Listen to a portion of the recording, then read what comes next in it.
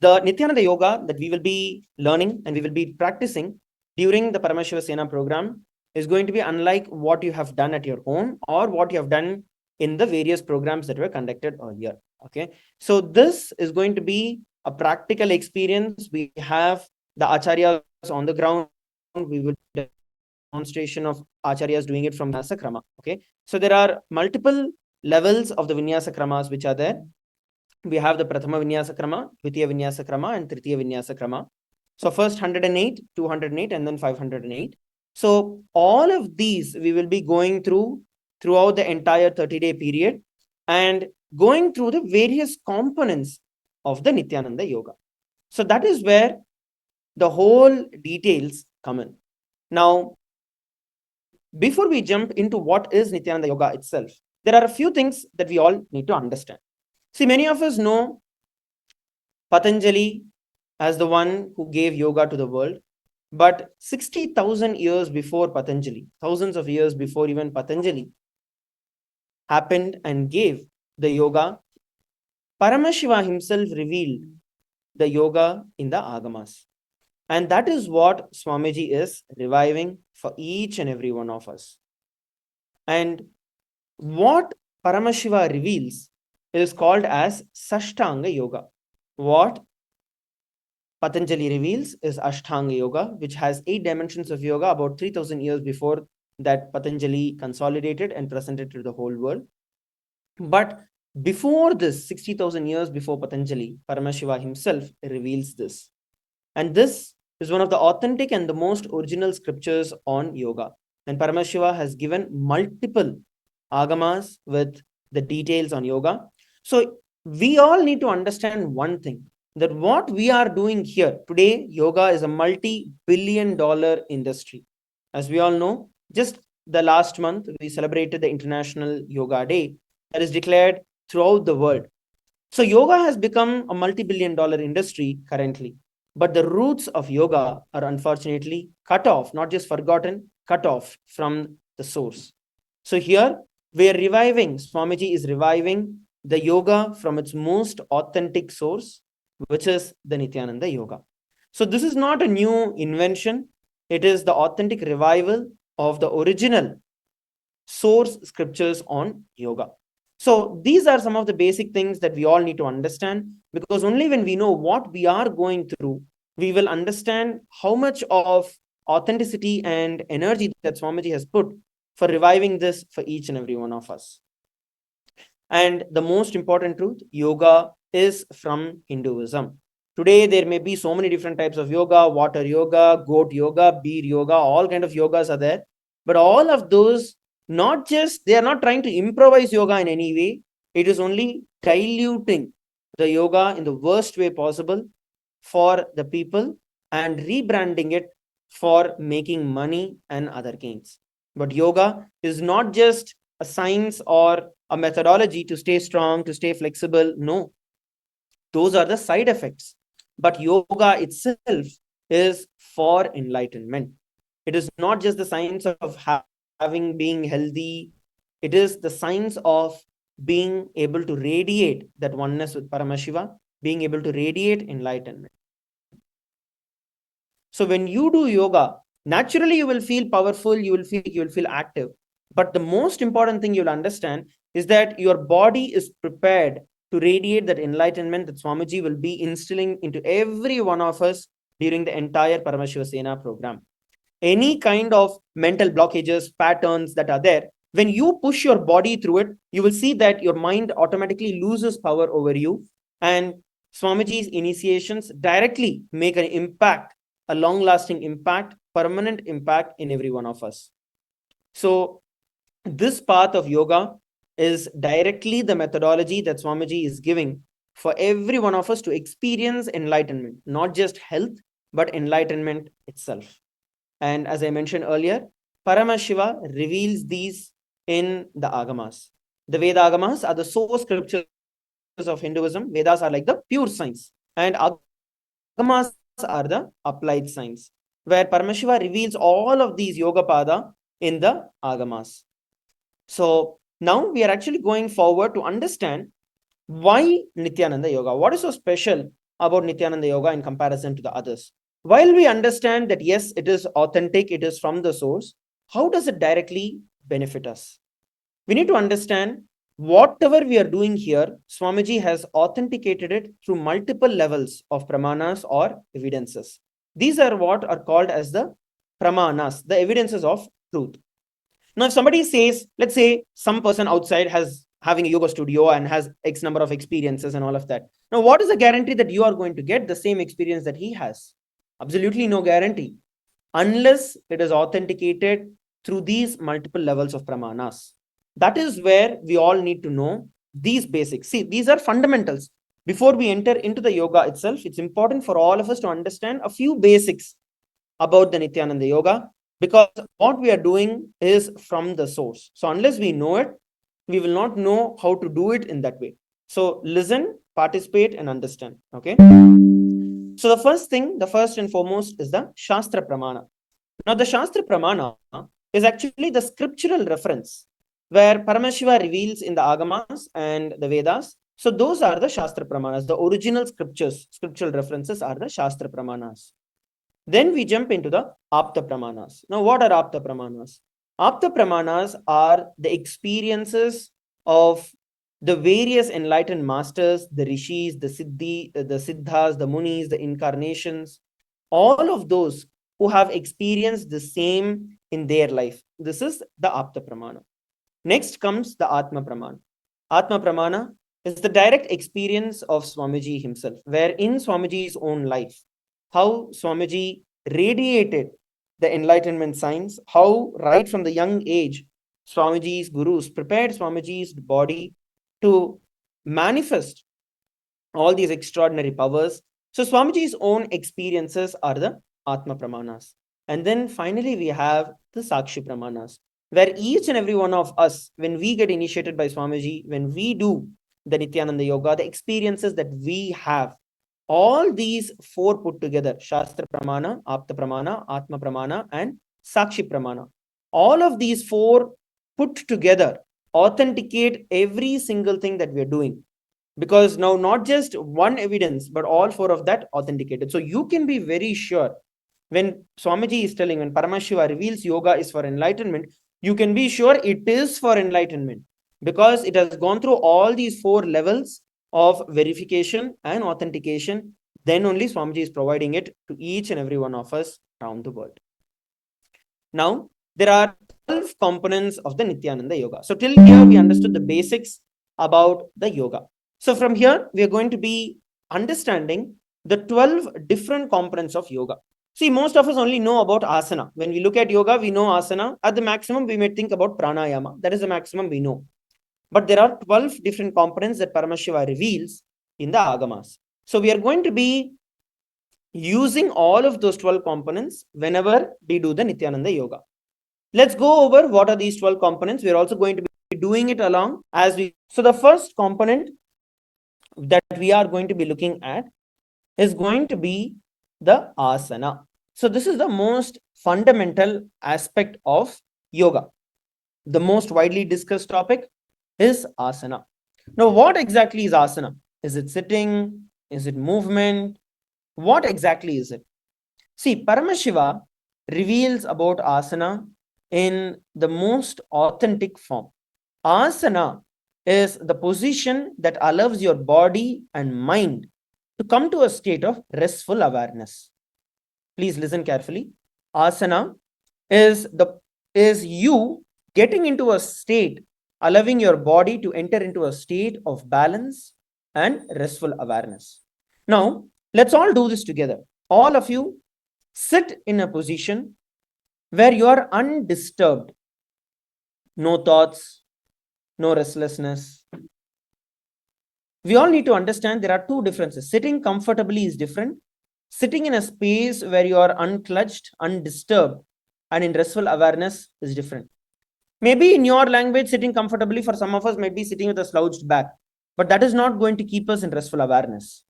So let us all sit in the position, maybe in Padmasana, Ardha Padmasana, Vajrasana, sitting cross-legged, either position.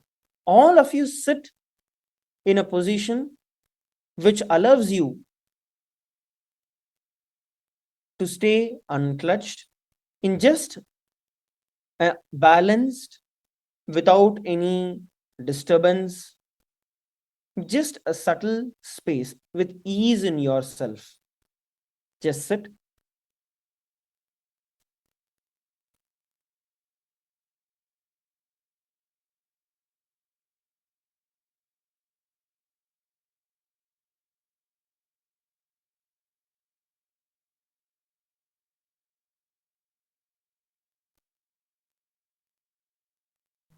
When you're sitting in a balanced position, you do not move around, you do not have the necessity to think about something else. You are just there, just sitting.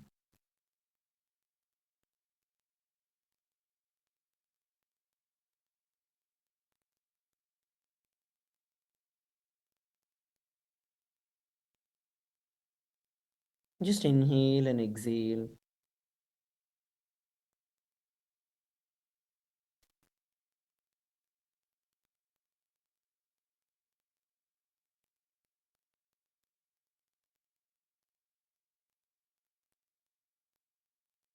Inhale and exhale.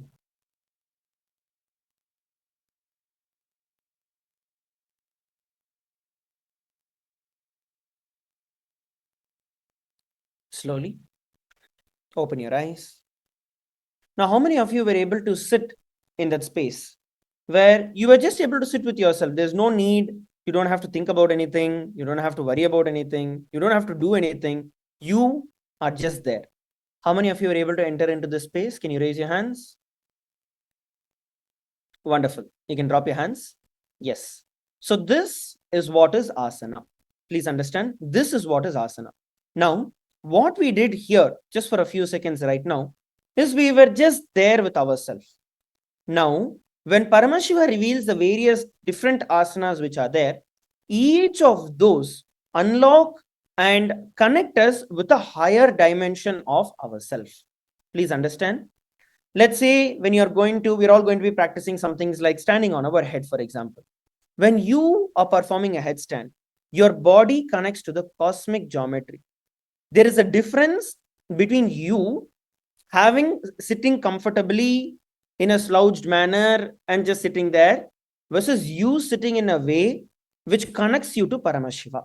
So what these asanas do is to directly connect us with these higher experiences with Paramashiva, with Swamiji. So that is asana. That is where asana comes in. Asana is the posture or the position that allows the body and mind to come into a state of balance and restful awareness. You will see when you do many asanas, you will completely forget your mind. There will be no mind at all because you're completely engrossed into doing it. So this here is asana. This is the first and foremost component, most widely described, and literally people think yoga is asana. That's it. But no, yoga is the first component of asana. So now we are going to move over to the second component. The second is going to be the pranayama. Now, what exactly is pranayama? Pranayama is a term that refers to the breathing process. When we inhale and exhale, there are various different types of inhalations and exhalations. Please understand, your breath is actually only a vehicle for the prana. Please listen carefully. We are all alive today, right? Now, why are we alive? What actually gives us the energy? What actually is the life force? That life force is called as prana shakti or prana. Now, the breath that is going in, the air that you inhale and the air that you exhale, is a carrier, a vehicle for this prana shakti to go in and come out. So the air that you breathe is an instrument through which the prana enters your body and gives you that energy.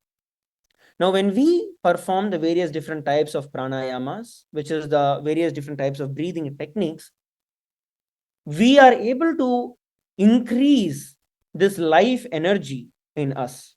Now, when life energy increases, it directly reflects in every way. not just the physical health, you're able to have mental clarity, you're able to slow down the aging process, you're able to get rid of diseases, you're able to increase the energy with which you function throughout the entire day, you're able to think with clarity. So there are multiple different levels where when we perform the pranayama, the various breathing techniques that are described by Paramashiva, we're able to experience all of these higher states of consciousness itself. So now we are going to be performing a simple pranayama, okay? A simple breathing technique that we are all going to perform. All of you sit straight first. Please sit straight. We're going to inhale deeply.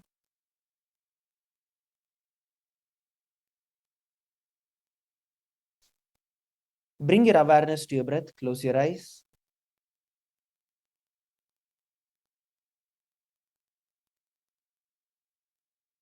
Inhale and exhale. Now, you're going to bring your awareness to your breath. You're going to visualize the breath in going in all the way from your knees. So inhale as deeply and as slowly as possible. As slowly as possible.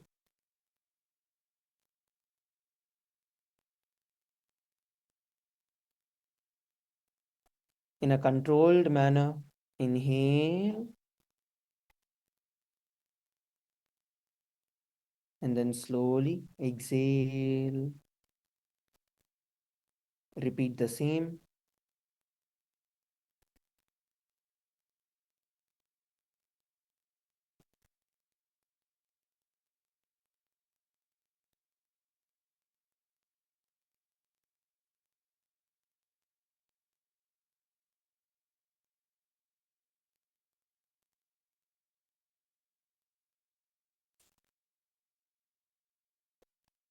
Now, let us bring our hands in front of us. So we are going to be placing our right thumb on our right nostril. We're going to perform a simple pranayama.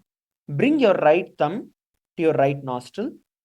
So once you do this, you're going to inhale through your left, and then you're going to hold the breath and then exhale through your right. And then once again, inhale through your right, hold the breath as you lock your nostrils with your fingers, and then exhale through your left. Now, we're going to do this slowly, and we're going to do as deep as possible, hold as long as possible, and exhale as slowly as possible. Let us start. Inhale through your left.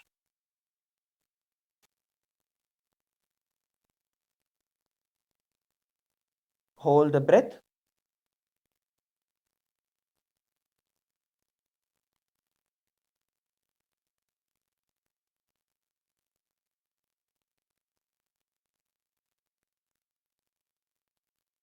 And then slowly exhale through your right.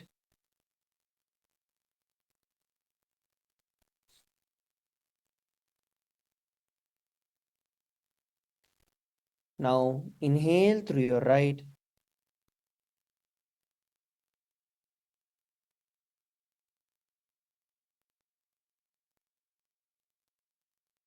And hold the breath.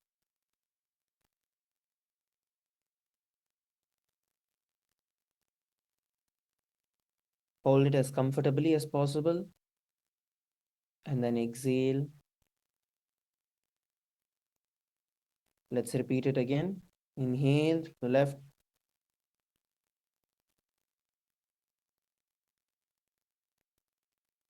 Hold the breath inside. Try to hold it as long as you can.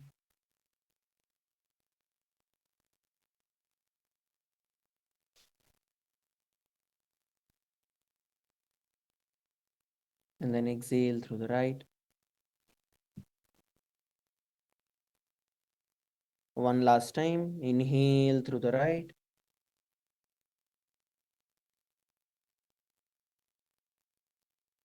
And lock the breath. Hold it there.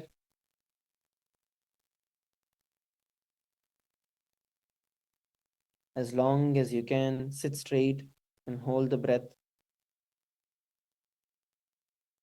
and then exhale through the left.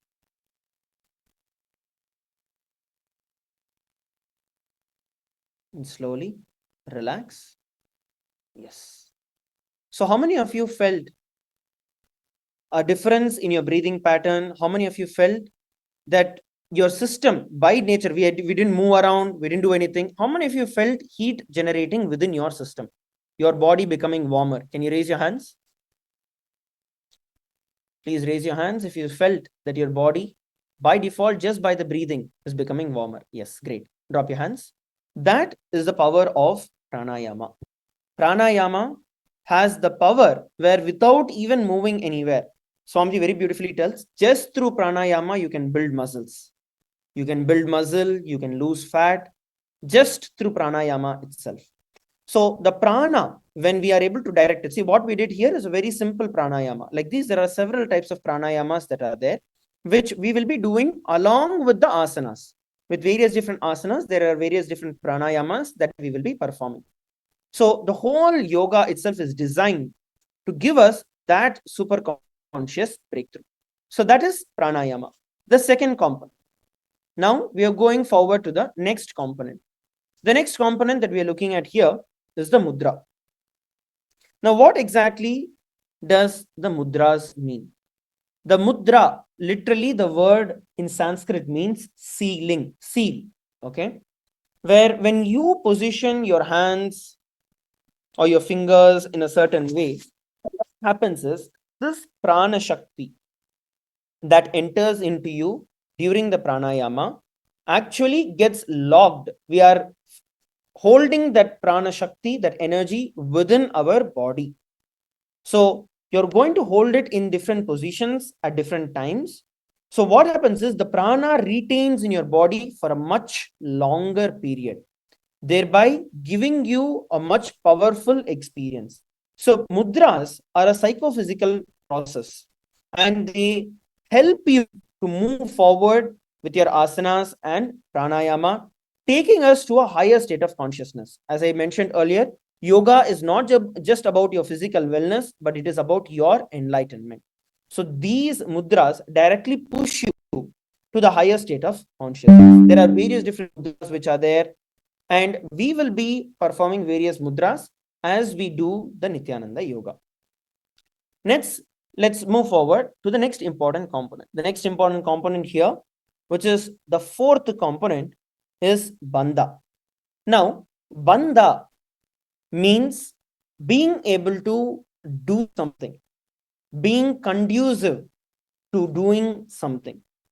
Now, what happens during a bandha is that you get the power to move the prana shakti in a certain position, into a certain body part, into a certain energy channel. That is what is bandha. Please be clear. We started with the asana, which is the physical posture, which aligns your body to the cosmic geometry. Next, the pranayama, where the breath enters and retains the prana inside.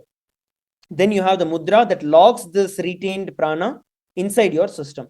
Now, what the bandha does is it channels that retained prana, that retained life energy, prana shakti, into certain roots throughout your body that awaken the various components, various energy centers of your body. Please understand, without bandha, the energy easily dissipates, it leaks out of our body through the various lifestyles and all of that. So what these bandhas do, they are like those bridge between the energy centers in our body and the prana that is coming in. So we channel the energy coming into certain direction.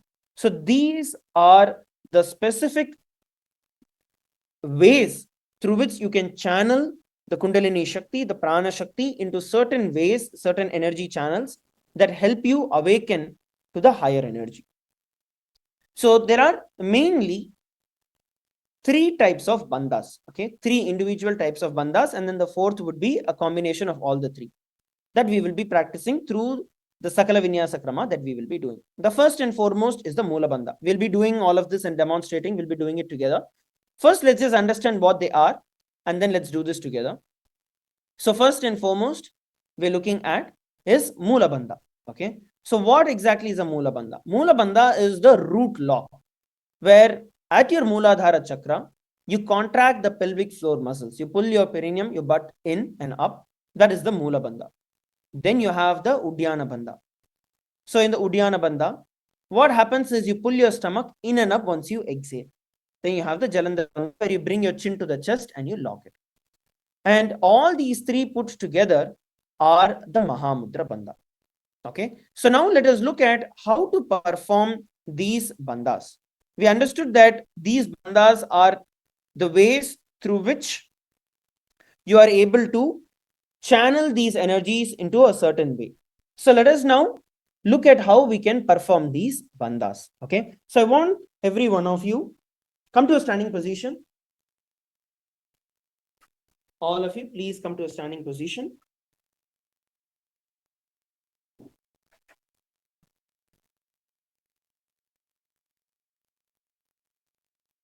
Yes, all of you come to a standing position.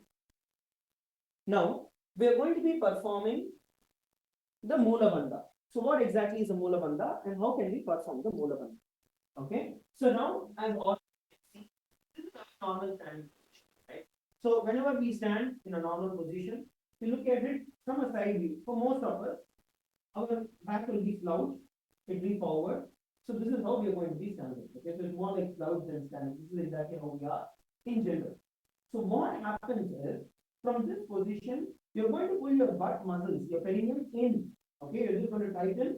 So when you tighten your butt, right, what happens is your whole core gets engaged, your whole body stabilizes. This is Mula Bandha. It's a very, very simple technique to perform the Mula Bandha. But when you do it, just pulling your butt inward, just contracting your butt, that itself will actually strengthen your muscles. Okay, so let's all try to perform the Mula Bandha. Leave your body loose. Okay, leave your body loose. We're going to try and do this together. Now, contract your perineal muscles, pulling your butt inward, contract it and hold it, and see how your body stabilizes. Just that, how your body stabilizes, cutting down any movement, cutting down any instability, and you're able to just be there. Okay, yes, relax. So this is Mula Bandha. How many of you are able to see the difference? Can you raise your hands? When you pull your butt in, when you tighten your perineal muscles, your body stabilizes. Okay, yes, good. All of you can settle down. Please sit down. So this is the Mula Bandha. Now we are going to repeat the Mula Bandha as we are sitting down also. It's going to be the same as you sit down, whether you're sitting in a cross-leg position, whether you're sitting in Vajrasana, whether you're sitting on your knees, whether you're sitting on in Padmasana, either position. Now we are going to repeat the Mula Bandha here. Okay, we are now going to be repeating the Mula Bandha. So in the Mula Bandha, now what we are going to be doing is pulling your perineum up, the same thing that we did while standing. We are repeating the same. Okay, so pull your perineal muscles inward, contracting your butt.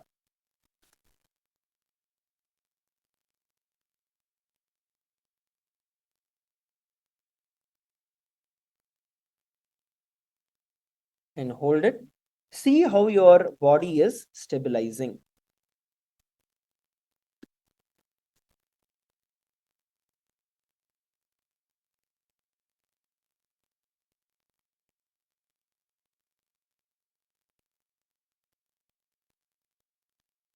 Okay, relax. I think the feed in the Nithyananda Sabha in Antigua and Barbuda is stuck. I request the tech team to please address it.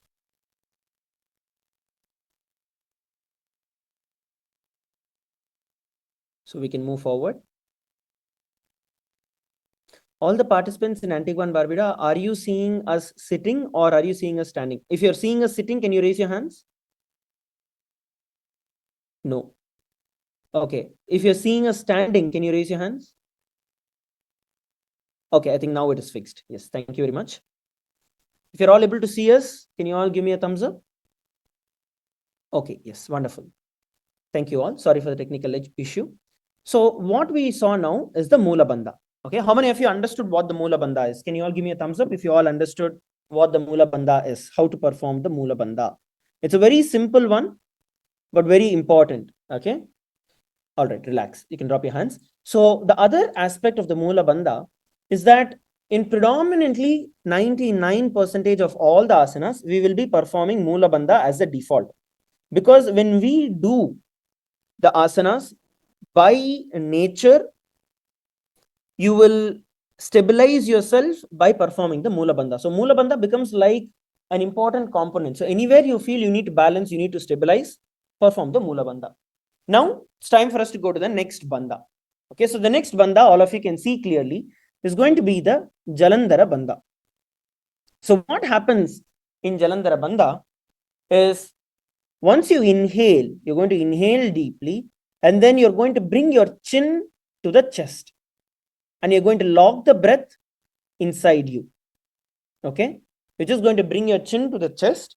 When you do that, the breath is locked inside you. So this is the Jalandhara bandha. We'll show it to you from the side angle as well. You can see how it looks from the side.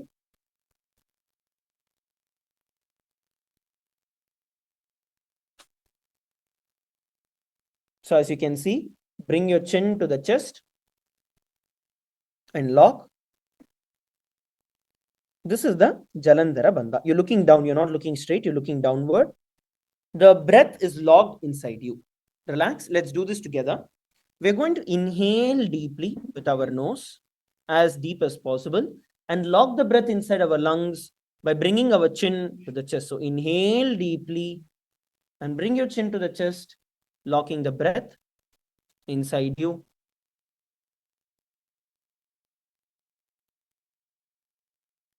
Hold as comfortably as possible. And slowly release your chin from the chest and exhale through your nose. We're going to repeat this again. Once again, inhale deeply through your nose. Tuck your chin to the chest, locking the breath inside you as you perform the Jalandhara bandha.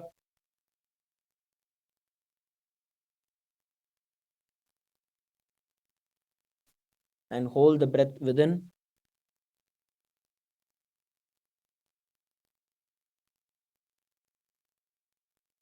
And slowly release your chin from the chest and exhale slowly through your nose. Let's do this once again. Inhale deeply through your nose.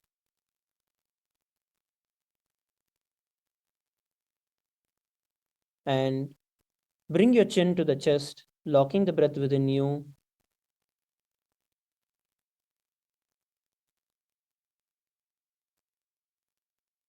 Hold the breath within.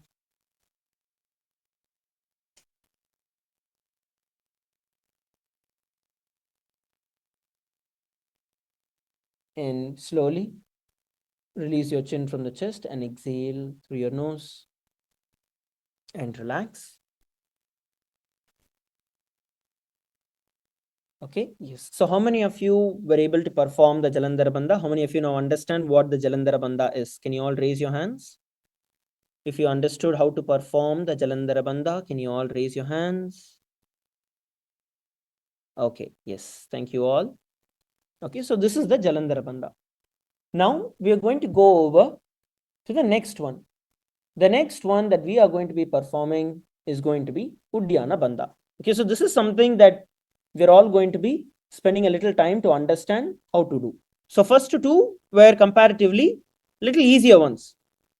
So here I want every one of you to pay attention as you perform the Uddiyana bandha. So in Uddiyana bandha, what happens is you exhale fully. Listen carefully. First you exhale forcefully through your nose, and then you're going to pull your stomach in and up. As you can see on the screen, exhale forcefully first, and then pull your stomach in and up, pulling your diaphragm all the way in, creating a concave, in your stomach. And then slowly relax where the breath enters back into you. So this is the Uddiyana Bandha. See, maybe in the initial phases itself, we might not be able to create a concave, like how we are able to pull it in as deep as possible. But the more and more we do, you will see that you get good with it. So we're going to try this together. All of you place your hands on your stomach. We're going to try and do this together. Okay, place your hands on the stomach. Now inhale deeply. Inhale deeply. Feel the breath filling your lungs all the way to your stomach. Now forcefully exhale the breath and pull your stomach in and up with the strength. Pull your stomach in and up. Feel your diaphragm going in and up. And then slowly relax, bringing your breath to the normal. We are going to do this together a couple of more times. Okay. Now inhale deeply once again. See, the key here is to exhale forcefully through your nose. So all the air comes out. When all the air comes out, then it's easy. Your body will automatically bend. So that way your stomach can be pulled in and up. Now forcefully exhale your breath, pulling your stomach in and up into the Uddiyana Bandha. You can place your hands on your stomach to feel and see how it is going in.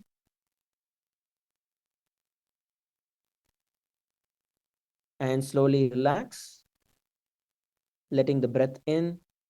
We're going to repeat this again one last time. Inhale deeply,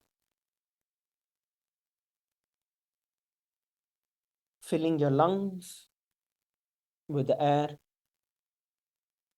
Now exhale forcefully through your nose and pull your stomach in and up.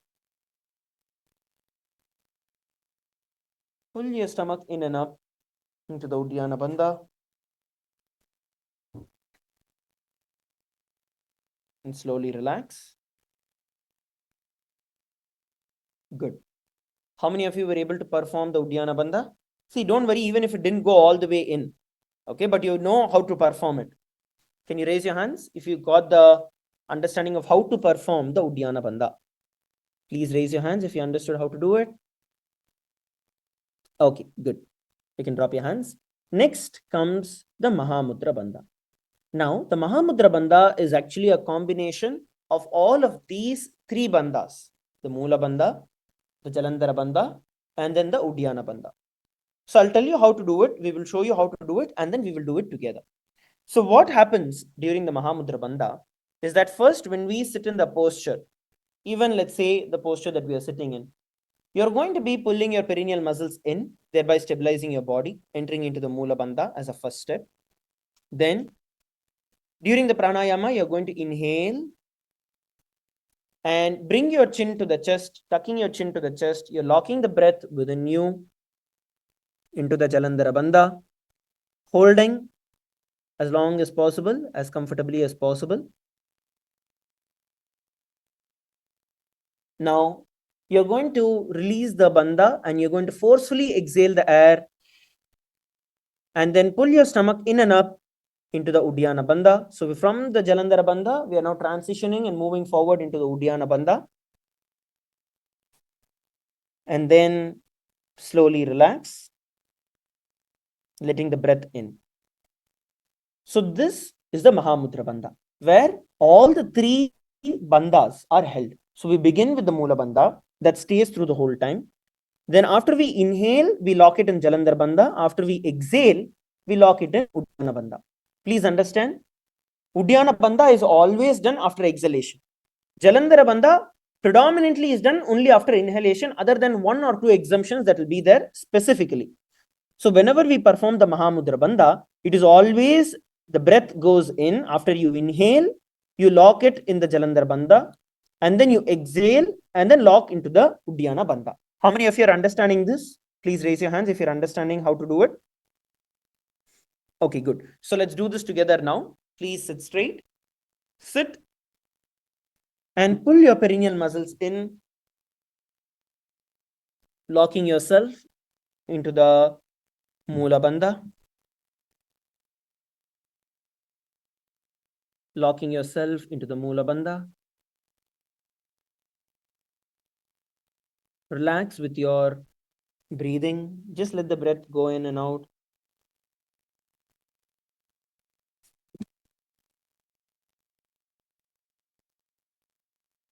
Inhale and exhale.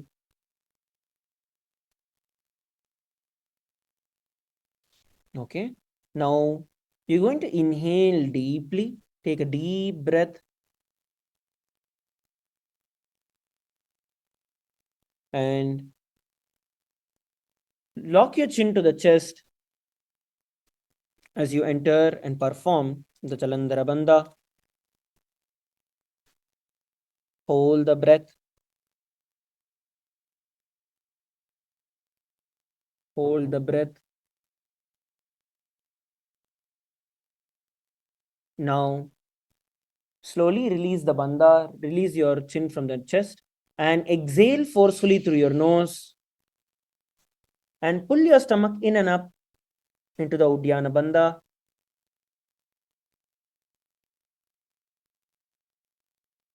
And hold there. And release, relax. Now, once again, you're going to inhale deeply. We're going to repeat the same thing. This is the Mahamudra Bandha cycle. Let's repeat. Inhale deeply again. Bring your chin to the chest. Lock the breath in the Jalandhara Bandha.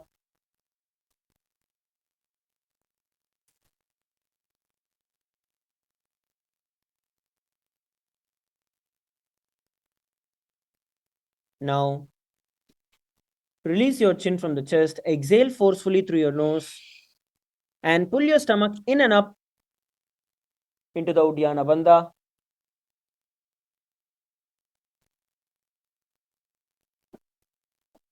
And slowly relax. We're going to repeat this one more time. Inhale deeply through your nose. Take the breath all the way in. Bring your chin to the chest, tucking your chin to the chest in the Jalandhara Bandha.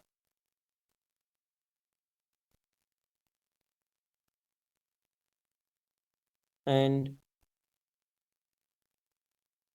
release the Jalandhara Bandha. Bring your chin out and exhale forcefully through your nose. And pull your stomach in and up into the Uddiyana Bandha. Hold there. And slowly relax and inhale. And relax. Bring your breath to normal. How many of you understand how to perform the Mahamudra Bandha? Can you all raise your hands? All of you who understood how to perform the Mahamudra Bandha, please raise your hands. Yes, good. You can drop your hands. How many of you, while doing this, did not have any other thought? You were just doing it. There was nothing else that was going on in you. You were only focused on this. Can you raise your hands? Yes. So that is the power of these bandhas. So when we do this, what happens is that we are creating a bridge to experience the higher states of consciousness, because there is nothing else that is going to go on. And please understand, we are doing this just while sitting. We will be doing these bandhas while doing several different asanas. So this is the fourth component out of the 12 components. So this is the fourth component. Now, let's look at the next component, which is Karana. Now, Paramashiva, as Lord Nataraja, has given the Karanas. Now, what are Karanas? Karanas are the combined movement of the hands and the feet. This is described by Paramashiva in the Natya Shastras, and it involves a beautiful, graceful, synchronized movement of your hands, of your feet, of your hips, your fingers, where the whole body is moving in beautiful grace and alignment with the cosmic geometry. So what these karanas do is they put you in a higher state of awareness and puts you into that space where you are aware of what is going on around you. So there are 108 karanas that are described by Paramashiva himself in the Natya Shastras.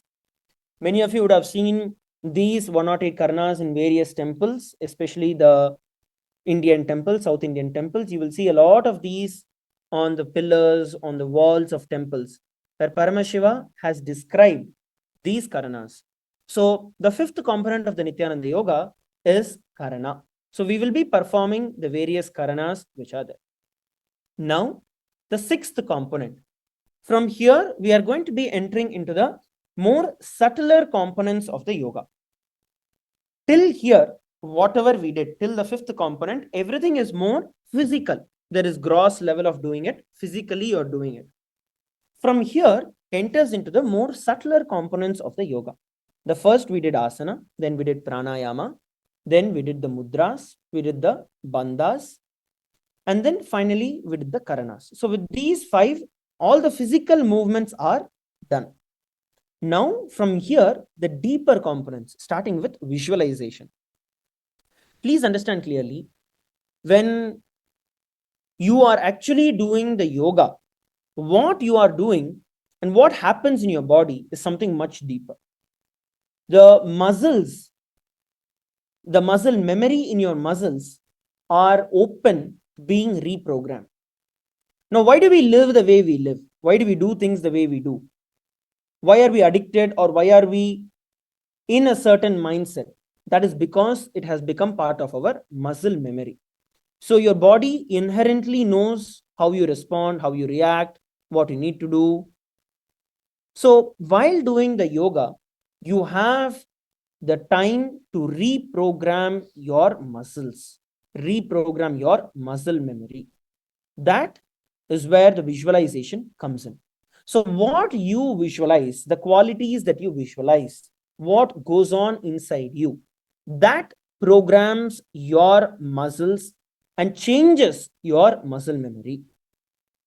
Whether it is you feeling lazy to wake up in the morning, whether you have issues with your anger, where you react, where you fight back with life, whatever it may be, it is because it is programmed into your muscle memory. Now, while doing the yoga, the body opens up to build a new muscle memory. So these visualizations directly change those muscle memories. We'll be visualizing various different things that Paramashiva describes. When we go through those, all those different qualities of those visualizations become part of us. So that is the visualization, the sixth component. Next, we are going to the seventh component. The seventh component is japa. And please understand, the japa is actually an internal chanting where you are going to not externally chant the japa, but you're going to visualize that japa. We will be chanting as acharyas, we will be chanting. You are going to visualize that revolving around in your throat in a circular way. Please understand. Generally, when we do the japa, we externally chant the mantras, right? But here, what we are doing is the ajapa. So as acharyas, we will be chanting the japa, and you will visualize that mantra, that japa, going, the Sanskrit words revolving in your throat center. So this becomes an important component because it energizes our entire Vishuddhi chakra. And for all of us to know, the Vishuddhi chakra is literally the storehouse of our energy. So when we energize our Vishuddhi chakra, and as we wear the Rudraksha, all of us will be getting the Kanta Rudraksha if you do not already have. So this energizes the Rudraksha, which throughout the day gives you the energy. So that is the japa, the seventh component of the Nithyananda Yoga. Now there are various different japas that we will be doing. Some of the japas through the whole time that we will be doing. One is Soham Shivoham Sada Shivoham. Now while I am chanting these japas, I want every one of you to sit straight, close your eyes, and I want you to see the verbalization. When I am chanting the japa, see that mantra revolving in your throat center. It can be in any language, in any script of yours. See that mantra, that japa revolving in your throat center. Sit straight, close your eyes. Soham Shivoham Sada Shivoham Mahasada Shivoham Om Nithyanandoham Om Nithyananda Mahasada Shivoham Om Nithyananda Paramashivoham Soham Shivoham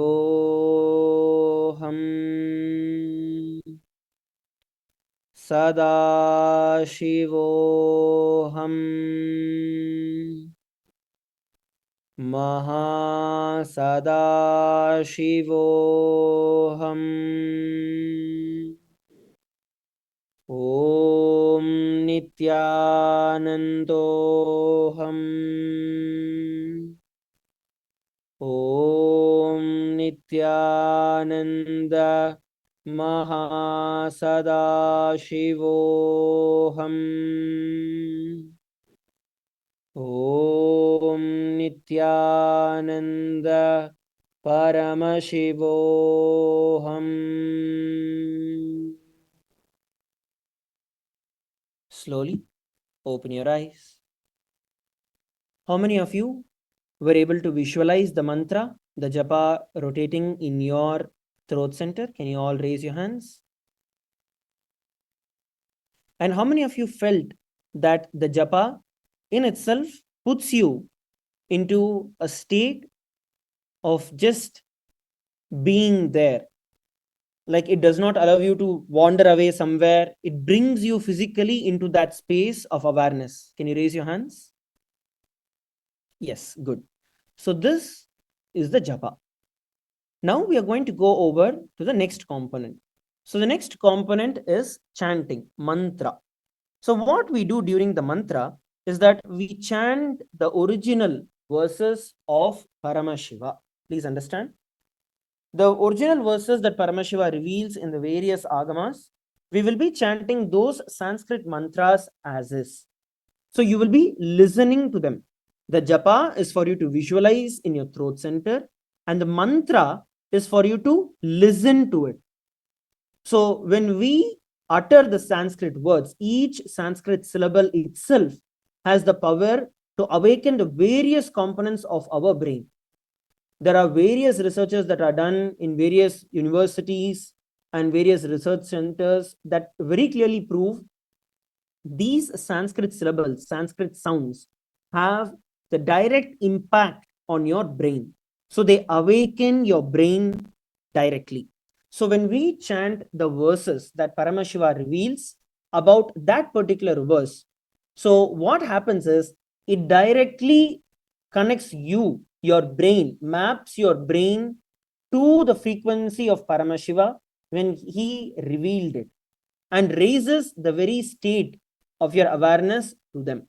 So every single asana that we will be doing has the direct verses that are revealed by Paramashiva. So we will be doing those. You will just be listening. So the mantra is for you to listen as you do the asana. Okay, so this is the 8th component.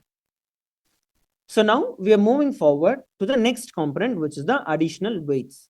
So the 9th component is the weights. So long before the modern day bodybuilding, weightlifting, and all of that, Paramashiva describes using weights as a component to raise the Kundalini Shakti, where in multiple different poses, as we do, as we move forward, see, in the initial phases, we are only going to be learning how to do the basic asanas, means how to perform the asanas properly. Once we are able to stabilize ourselves, once we are able to get to doing it properly, then we will start adding weights. So in the upcoming various different parts of the Nithyananda Yoga, we'll be teaching every one of you to use weights in various different components. So using these weights, more than your body weight itself, using additional weights, they are used as a methodology to raise the Kundalini Shakti. Even as simple as you having Jeta pulls the various parts of the head, right, the skull, it pulls, awakening the Kundalini Shakti. That is the reason if you see all of us have the Jeta. Jeta is described by Paramashiva in the Agamas not just as an attire, not just as the way for us to live, but he describes very clearly how these Jetas, when they add this additional weight, when they pull your head backward, that awakens the various non-mechanical components of your brain. So like these, we will be adding additional weights when we perform. So this is the 9th component. Then we have the next component, which is the mandala. So mandala is the representation of the cosmos itself. And we'll be having the various mandala processes that we'll be going through. At the same time, we'll also be receiving the yantra, the Sri yantra, that all of us will be getting, and we will be placing them on our yoga mat. So what happens is that the very space where we are sitting becomes a source of energy. So that is the yantra. We'll also be visualizing certain yantras during certain poses. So the yantra is a cosmic geometry that maps where you are, the physical space where you are, to the cosmic geometry. Then we are going to the 10th component. We are going to the 11th component, which is going to be the abharana. Abharana is jewelry. Now, the jewelry is not just worn for decorative purposes, but everything has a spiritual significance. Whether it is gold, whether it is silver, whether it is rudraksha, all of these have various different components of directly connecting us with Paramashiva. That is where the rudraksha is a very, very important component. All of us will be wearing the Kanta rudraksha. What happens is that the Kanta rudraksha, once energized during the yoga, it serves as a constant recharge, as a battery for us throughout the entire day. So Paramashiva reveals about the rudraksha. Rudraksha is literally Paramashiva's blissful tears. And the tears, the blissful tears of ecstasy that rolled out from Paramashiva's eyes when they landed on planet Earth, those are Rudrakshas. So wearing the Rudraksha, the Kanta Rudraksha, is a very important component, because throughout the entire day, see, yoga is like a recharge. You'll be charging yourself. Now, throughout the entire day, the Rudraksha is what is going to keep the energy flowing throughout your body.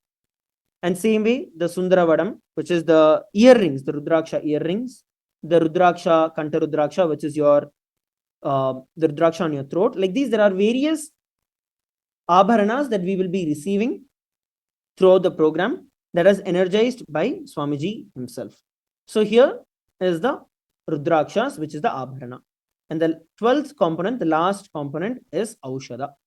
Aushadas are the sacred alchemies, the signs that Paramashiva reveals in the Siddha tradition. This is a combination of various herbs and various different medicines that are there. There are two components of Aushadas. One, that you eat, okay, that you take in to your system. The other is that you apply on top of you. Even as simple as applying the kumkum on your third eye, right? So what happens when you apply the kumkum on your third eye is that it decalcifies your third eye. The kumkum is nothing but processed turmeric. And again, once again, there are thousands of studies that show how the turmeric detoxes you. So applying the turmeric, the Jnananjana, the Vibhuti, all of these will be given at different points in time. So these aushadas together directly detox our body, prepare us to receive these higher energies in our life. So all of these put together are the 12 different components of the Nithyananda Yoga, starting all the way from the asanas till the aushada, starting from the more physical and gross levels, moving in towards the more subtle components is the Nithyananda Yoga. So now we are all going to be entering into the Sankalpa. So every day before we start and before we enter into the Nithyananda Yoga, we will be performing the Sankalpa. Now, the whole Nithyananda Yoga itself is a ritual. Paramashiva clearly tells yoga is a ritual. So when we perform the Sankalpa, what we do is we invoke and create a conscious resolution of what we want in our life.